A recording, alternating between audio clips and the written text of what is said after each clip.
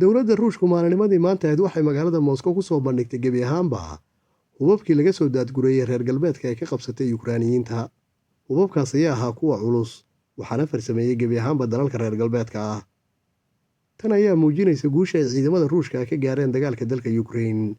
Horey madaxweynaha dalka Ruushka Vladimir Putin waxa uu ballan qaaday dalalka reer galbeedka madaxdooda hubabka ay u soo daadgureynayaan Ukraine ugu dambeynta inay ku gacan damaynayaan ciidamada Ruushka magaalada Moscow ay ku arki doonaan. Maantana waxa uu xaqiijiyay ballantii uu ka qaaday madaxda reer galbeedka.